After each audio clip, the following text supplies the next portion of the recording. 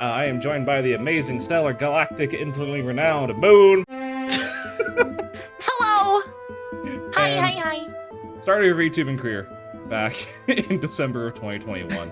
What made you decide to make that terrible choice?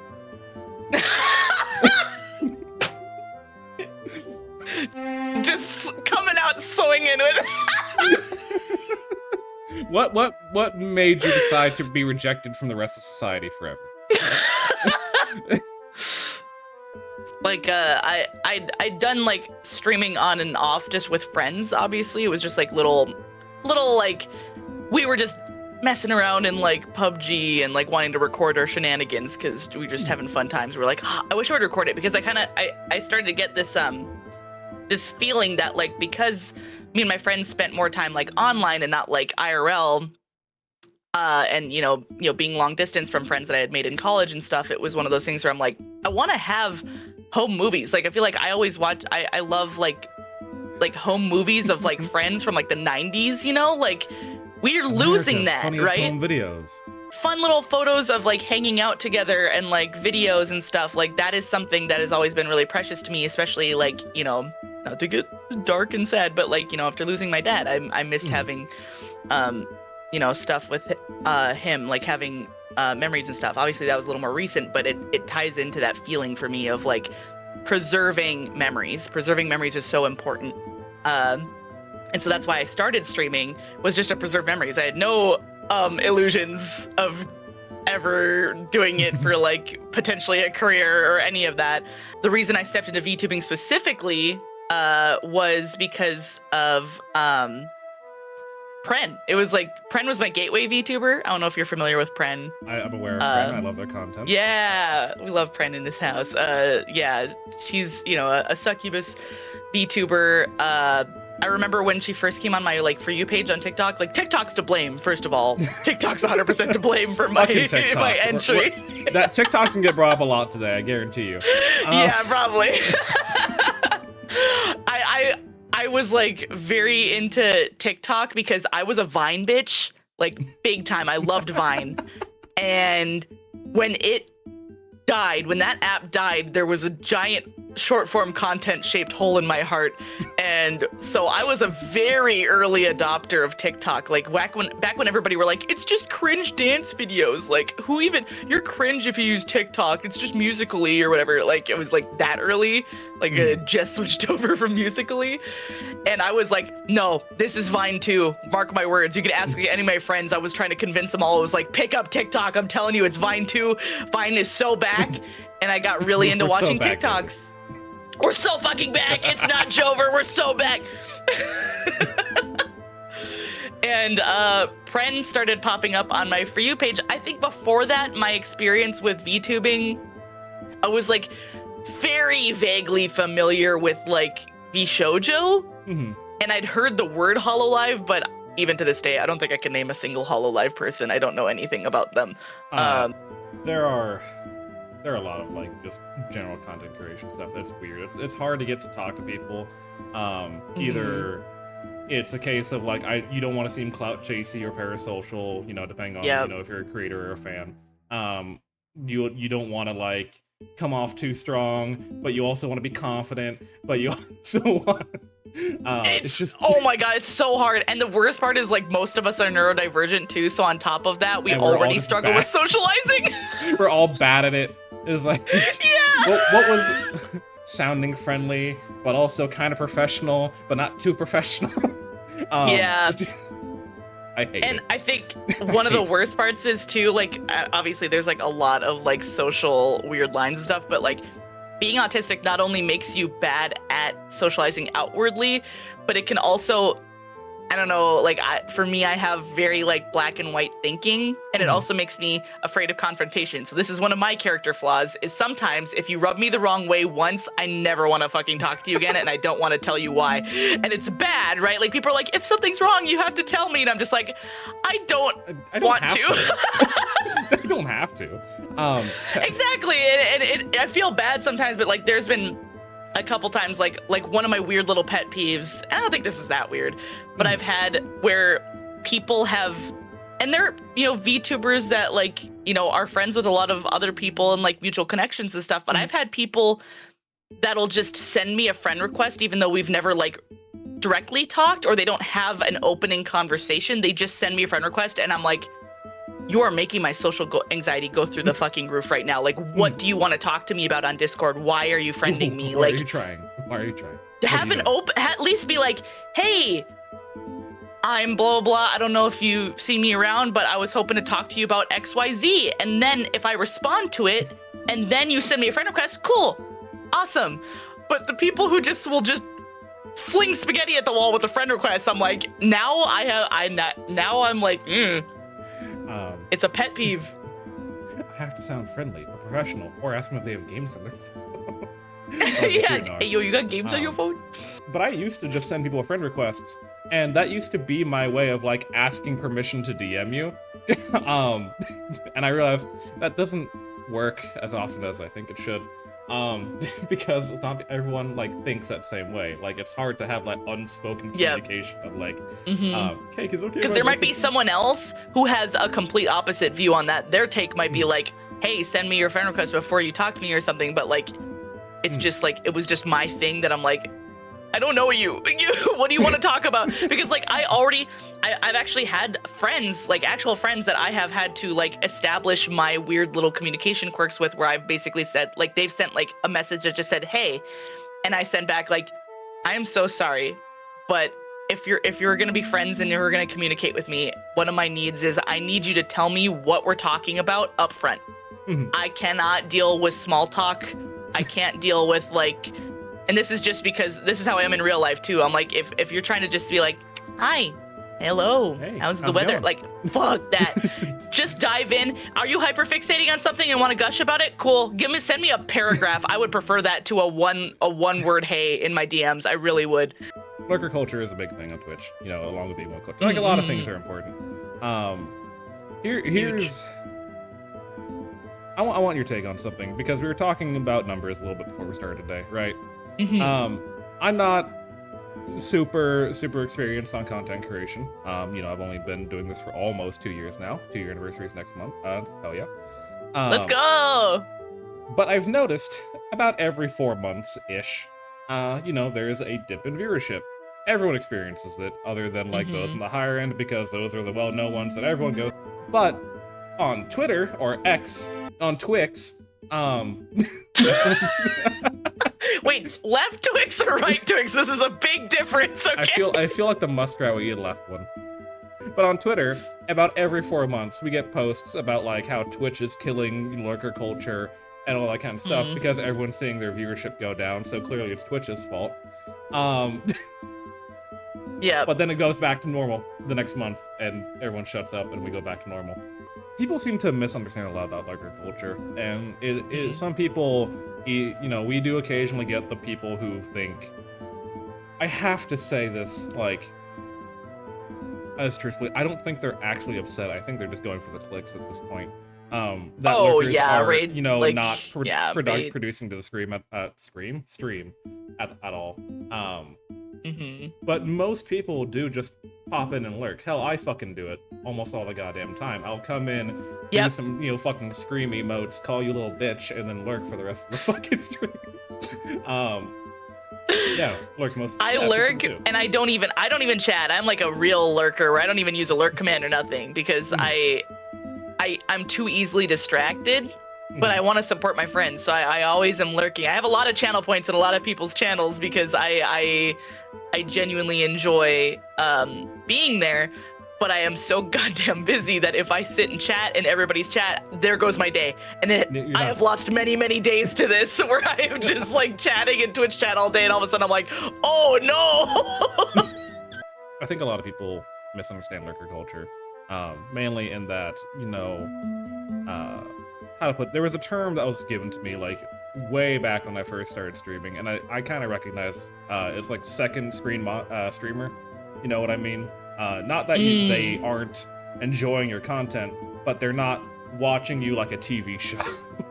Right, yeah. You don't have to be partying all the time. You don't always have to be like super active and, you know, super loud. In fact, most people fucking hate it when you're super loud all the goddamn time. Shut up, please. I'm trying to watch the game, streamer. Come on. We like a healthy balance. Healthy balance of chaos and cozy. Yeah. It comes from, there's one advice that's given to a lot of streamers, and I want your take on it. You always should be talking. And I don't. The longer I do this, the less I agree with that. I think it's more applicable when you're getting started, and then as you move on, the less important it becomes. And I think it depends on the task that you're doing, obviously, because you can watch pretty much any huge streamer and they have moments of silence. However, if you are a small streamer, you need to consider the fact that like your first impression is very important, because you are still building that reputation, right? And so if the first time someone pops in your stream and they just see nothing for like 5 minutes, they might just be bouncing. You almost have to kind of build up a like reputation for being an entertainer before you can start to ease off the brakes a little bit. Again, this is all assuming you are talking growth-focused content and you are trying to grow, and this is not just streaming as a hobby, but like you're like, I really want to put my all into this. I think when you're smaller and you're still trying to get people's attention, you need to do stuff to get people's attention. Now, talking all the time, you might be able to offset that if there are other things that you are drawing them in. If you are being quiet, but you've got a really, you're working on art, and you can rely on the fact that hopefully people will be drawn to your art. You're making music and they're listening to your music that you're making. You're a absolute baller gamer and you're just making like crazy headshots or something. You're in the middle of a really intense moment. Exactly. If you're in a big boss battle and you're not talking, but the action is still speaking for itself, like that's one thing, right? Like, but if the content itself isn't sellable on its own, you need to be the selling point. You need to be talking about something. And then as you grow a reputation, you can be a little more lax on that. But when you're just getting started, I think if you're having more than like 30 seconds of silence at a time, you're giving the opportunity for people to pop into your channel, give you a chance, and then hear nothing and leave. And you have your stream is probably one of the more technologically, or at least content advanced ones I've seen around. Just with the amount of, to put it very layman's terms, all the stuff you got going on. All the bits and bubbles. It all makes like a cohesive, like, as I showed you before stream, the most advanced thing I have here is I turn the lights off. It is 100% just like driven by curiosity. Like I am always, when I watch a streamer and they do something, like constant curiosity was always like what drove me to want to, like, it's what drove me to want to do art in the first place. So it makes sense that like it also drives me to want to stream, because anytime I see somebody pulling something off on stream, I think, how can I not steal the idea, but like, how can I like do something with a similar effect, right? Like how can I learn how they did it and then make it my own in some way? But someone came in and compared me to Taka. Because you're a VTuber at a bar? Because I'm a male VTuber at a bar interviewing people. With long hair? Oh my god, you might as well have just, named yourself Baka Lada. Baka Hata and then... Baka Hata. The Weary 102. The 102. The energetic 103. Hold on, we got an important thing here. Let's get close. Let's get close. We gotta take it seriously now. So, hi, I want. No, look at me. I'm the streamer now. Hi, I want to offer promotion of your channel. Viewers and followers, views, chatbots. The price is lower than any competitor. No way! The way! quality's guaranteed. Yo, move! Oh my god! Quick, we have to go to dogehype.com! Shit! Fuck, I clicked the wrong button. I am so sorry, everyone. I threw it away. I threw away my chance. How are we supposed to get followers now? Fuck, man. I fucked it up. I'll never get another follower, because I didn't get to read where it goes to. Don't ask Moon. I don't know. What's the hex code of your... For reference reasons, Yeah, don't ask that. Don't ask that. Those are the most wretched fucking TikTok comments. Do you ever see those? I don't read TikTok. Oh my comments. god, they're awful. They're like, Pantone, please. They'll be like, honestly, what I've seen it as is actually directed at men. it was an answer to a lot of men were commenting really nasty shit on women's, where they would just, whatever they were talking about, they would just say, I just know it's pink. I just know it's this, like referring to their. And so women started clapping back by posting this long copy pasta where it included, they were like, tip is, and it was like hexadecimal code, whatever, base is hexadecimal code, this slight upper hook with like a vein running down the center. It was like the most long description of a. It was so funny. I hate TikTok sometimes. It was wretched, absolutely wretched. Hey, what's the Unicode? I felt bad for the people who got caught in the crossfire. If it was a clap back to dudes who were being assholes, it was funny. But if it was like just random dudes, guys. At random guys, I was like, y'all are just making it a sexual harassment, a meme. Can we not do Can we please this? like Jesus roll Christ. back a little bit? Remember why we're doing this?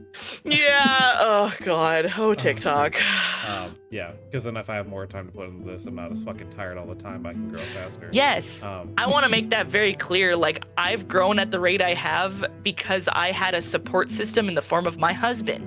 My husband has been working his ass off, driving truck, and he was able to pay the rent, and we actually made an agreement when I left my job, because I was making decent money. But I was in a very, very bad mental state, and it was not sustainable. And then I was also scared for my physical health because of COVID.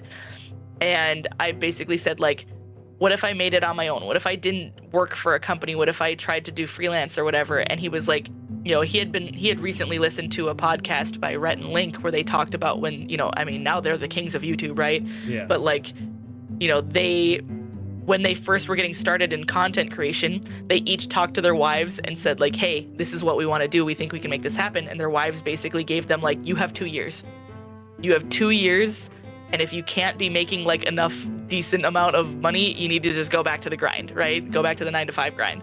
Yep. And he said, I'm willing to give you the same like deal that Rhett and Link's wives gave them. Like, you've got 2 years to see if you can build a career out of, whatever it is you want to do, whether it's freelance or whatever. Like, you've got 2 years, and then if you can't make it work, then you got to go back to work so that, it's not all on me. And I was like, that's a very fair deal, and I will take you up on it.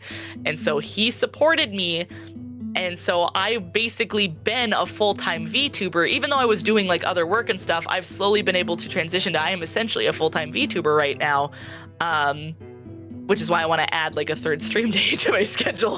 But, I'm essentially full-time, but only because I had the support of him. And I think a lot of people will compare themselves to me and say, well, I can't get as much done as she can. Yeah, you're probably working a full-time job. Like, I am privileged. I am exceptionally privileged in that I can dedicate a full-time work week to VTubing. That is not standard, and you cannot compare your growth to me when that's the case. That is, I'm very privileged to have somebody who could pay the bills for me while I got there. And we've talked about it since, I kind of checked in at about a year, and then checked in, when I hit 2 years, and I was like, do you think I got what it takes? Like, obviously I'm not making what I was making, but I'm making money. And he was like, you do have what it takes. You can do this. I believe in you. You are doing amazing right now. I'm not gonna say what I'm about to say as like a woe is me moment, right? But I want to, give that side-by-side comparison of like, someone who has a significant other who is willing to shoulder a hefty burden of keeping the house afloat on their own while you pursue your dream. I live alone. I don't have any IRL relationships. I have no friends who are close by. I haven't seen my family in 7 years. So everything, I'm alone. I am here. I work 40 hours a week at a nuclear bomb factory. Making decisions. When you said that in my chat last night, everybody was like, wait, what? I make decisions almost every night that determine the fate of 10 million people. Yeah. Whether the bomb went off because it was told to, or it didn't go off because it wasn't told to. To give it a bit of an idea, like, not going to classified stuff, there was an incident, I think it was in Michigan, back in the 80s, where they were, and also a gynecologist, thank you, Astro, and there was an incident where... Oh yeah, name the hexadecimal code. There was an incident where they were working on a nuclear silo, and they were fixing the AC system. That's all they were doing. A guy dropped a wrench, and it popped a fuel line. Oh my god. When they turned That's on terrifying. the AC to test it, it sparked and blew up the entire silo and sent a live nuclear warhead 5,000 feet into the air, and it crashed in the cornfield, and it didn't go off. And that's why they put them out in the middle of nowhere in the Midwest, folks. But that's why you see the silos even then, the estimated casualties would have been 75,000 people. Yeah, holy shit. But the work I do is that kind of work that stops that from happening. Yeah, that's stressful as hell. That's 40 hours a week. I come home, I try to compose music, try is the emphasis on that. Stream 4 times a week. I still have to do up TikTok content. I'm trying to record YouTube content. I'm still trying to maintain all my friendships. And I'm almost to 2K by my 2 year. I'm tired. Which is wildly impressive.